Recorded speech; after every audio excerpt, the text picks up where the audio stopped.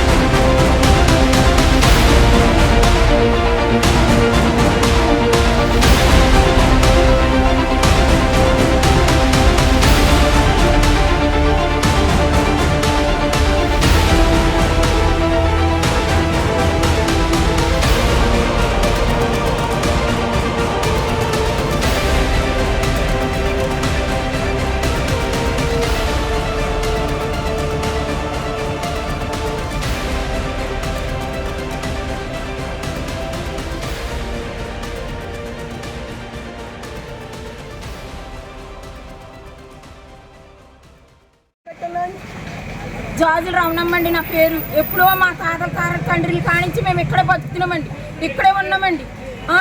ఇక్కడ ఉన్న వాళ్ళు మరి 3 నెలలు బట్టి మమ్మల్ని తిండే తినట్లేదు, తిప్పులు చేయనెత్తలేదు, ఎక్కడికి వెళ్ళనెత్తలేదు. ఇవాళ పీకెత్తాం, రేపు పీకెత్తామని మమ్మల్ని వాళ్ళు అడిగేందుకు ఆపించి చూపించారండి మమ్మల్ని. మరి ఇలాగ మా ఇల్లు ఇలా తీసేస్తాం చాలా దౌర్జన్యమని.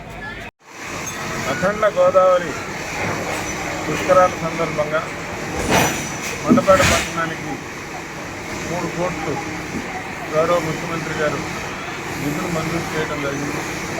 అందుపై ఇక్కడ ఉన్నటువంటి పెరుమాళ్ళు కోవెల ప్రాంతంలో ఉన్న దేవాలయాలన్నింటినీ పుష్కరాల రేవుగా ఈ పంటకాలంలో ఉన్న రేవుని గుర్తించి అభివృద్ధి చేయడానికి గౌరవ శాసనసభ్యుల ద్వారా పురపాలక సంఘం 1,36,00,000 పుష్కరాల నగరం ఏర్పాటు చేయడానికి అంచనాలు తయారు చేసి టెండర్లు పిలవడం జరిగింది. అందులో భాగంగా టిడ్కోలో గృహాలు కేటాయించినప్పటికీ ఇక్కడున్న ఆక్రమణదారులు తొలగించకపోవడం వలన ఇక్కడున్న ఆక్రమణలను ఈరోజు తొలగించి వచ్చే వారంలో కాంట్రాక్టర్ ద్వారా పనులు మొదలుపెట్టి ప్రత్యేకతను పూర్తి చేసి గోదావరి పుష్కరాలకి ఇక్కడ ప్రజలకు మెరుగైన సౌకర్యాలు, అదేవిధంగా పారిశుద్ధ్యం, మరి రాకపోకలకు ఇబ్బంది లేకుండా ప్రశాంతంగా పుష్కరాలు జరిగే విధంగా మండపేట పట్టణాన్ని కూడా మరి పుష్కరాల్లో చేర్చడం అభినందనీయం అని చెప్పి ఈ సందర్భంగా మరి తెలియజేస్తూ ఇందుకు సహకరించిన పోలీసు అధికారులకు, జిల్లా కలెక్టర్ గారికి, అదేవిధంగా నా తోటి సిబ్బందికి అందరికీ కూడా నమస్కారాలు తెలియజేస్తున్నాను.